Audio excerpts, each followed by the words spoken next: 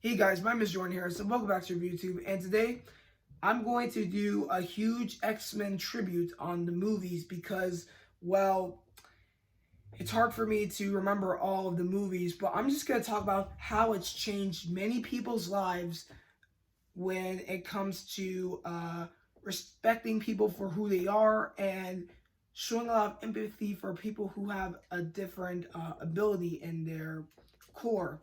So, if you are a big fan of the X-Men, please watch the movies on Disney Plus, except for the movies such as Deadpool, because as you may know, Deadpool's rated R and Disney Plus doesn't allow rated R films.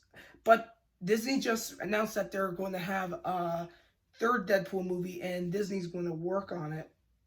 So, anyway, this is just a big X-Men tribute to all the movies and characters, and just talk about how each character represents anyone's personality. So, anyway, if you are into the X-Men, please comment down below your favorite X-Men character, and let's get on with the video. As you already know, the X-Men are one of the most recognizable Marvel teams in the Marvel franchise and its own universe. For the X-Men, they're a bunch of humans called mutants. These are superhumans who have a special human species that are pretty much human-blooded beings who have special powers and special needs that are worth dealing with, because most regular humans are discriminating the mutants just like they're discriminating different races in different areas. I mean, think about for mutants. I would have to say they're presenting a lot of racial injustice, because in the comics they showed a lot of many people going against mutants for their powers and calling them freaks or pretty much just monsters, because hey, they may be called freaks, but still their powers are freaking awesome, and you just have to respect them for who they are. I mean, think about Rogue. I mean, Rogue is one of the youngest members of the X-Men.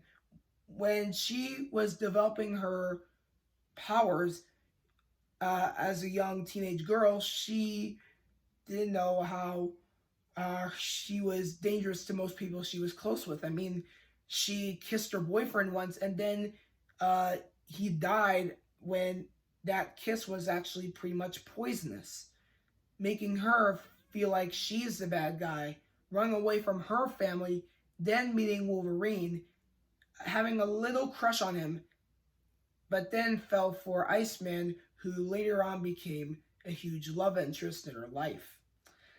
I mean, yeah, I would just make an example for Rogue, because as you may know about Rogue, she's like one of the most best X-Men characters in the comics and movies, because I believe she represents teen angst and how much many teenagers would look up to her as the symbol of respect and honesty. Pretty much shyness, because as you may know, Rogue is pretty shy in the movies, but when it comes to the comics and the X-Men TV show, which came out in the 90s, she was pretty much fast-talking, tough woman. But in the movies, you just see her as a shy, young teenager. And I just think it's pretty well done in how they constructed the characters' feelings, personality, and ego as well, because most characters will have a big ego, and all of us we sometimes have an ego, but not a huge ego like most characters, such as Iron Man, who has so much pride in himself. And there's another character who I pretty much like, that most all of you are most talking about this character throughout the whole X-Men universe, and that is Wolverine, played by Hugh Jackman. I mean, yes, Hugh Jackman is a well-known actor and a Broadway actor too. But most importantly, we know him as one of the greatest Marvel characters of all time, Wolverine. I mean, yes, you in the comics you see him in a yellow and blue jumpsuit, but then later on you see him with an odd haircut. You see him smoking a cigar, always wearing a leather jacket, and loves to ride motorcycles. And I would have to say this is Marvel's bad boy. I mean, there's no one else but Wolverine as the Marvel bad boy. I mean, I would say for this version of Wolverine, I would have to compare him with James Dean because, as you remember from the movie Rebel Without a Cause, James Dean was portrayed as mostly Hollywood's bad boy and rebel during the time in the 1950s. So I'd have to say for Wolverine character in the X-Men films, I would have to say for his personality and his appearance, I would have to say he was inspired by the one and only James Dean.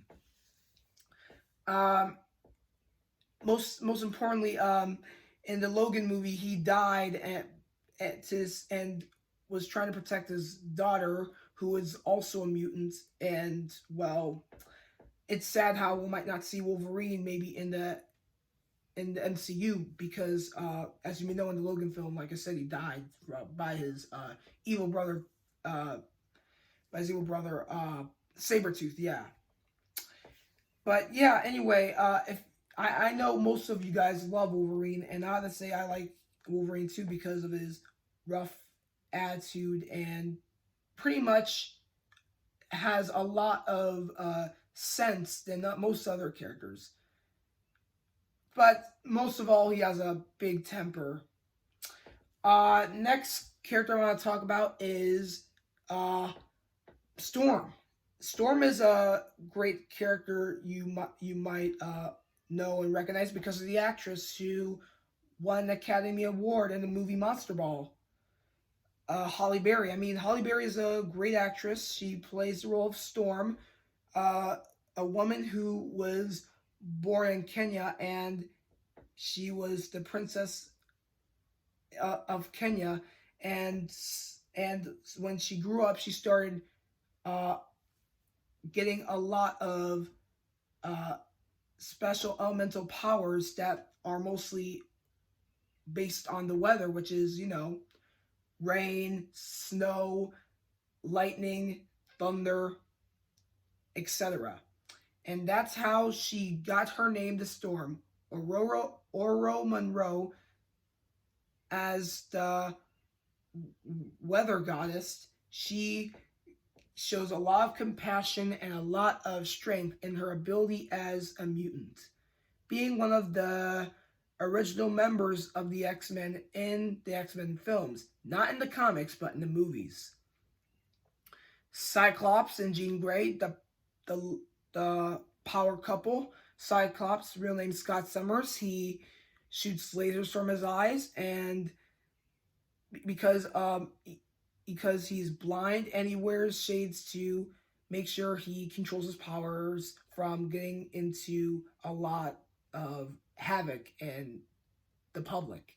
For Jean Grey, who is well known as the villain, the Phoenix, she has telepathy and telekinesis. Most importantly, she connects her mind with Professor Charles Xavier. Speaking of Professor Charles Xavier, he is one of the best X-Men characters that most people will know and love at all times. Most people like Wolverine, but some people do like Professor Charles Xavier, played by Patrick Stewart, who is in one of the Star Trek TV shows. He represents a lot of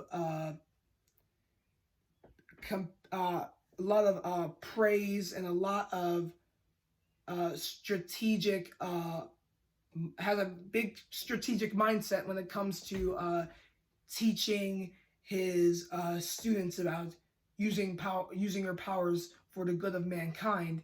And I would have to say he's pretty much a father figure to all of the mutants at the X Mansion against the Brotherhood of Evil led by Magneto. So anyway, I mean, this was a big X-Men tribute to some of the X-Men characters I look up to, because these characters represent a lot of people who are feared by the world but still can fight for what they believe in. And that's what the X-Men's all about, fighting against superhuman racism. I would just call it that, because most humans in the Marvel comics are against superhumans, which makes them superhuman racist. So yeah, anyway, thank you guys for watching my video about the X-Men movies throughout the years and their characters, how they developed. And please, like I said before, comment down below your favorite X-Men character. As always, please give me that thumbs up, subscribe to my channel, go on the notification bar if you do not want to miss a video I post, and subscribe. We are looking forward to see the mutants in the MCU, hopefully. Thank you guys for watching, take care, and I'll see you next time.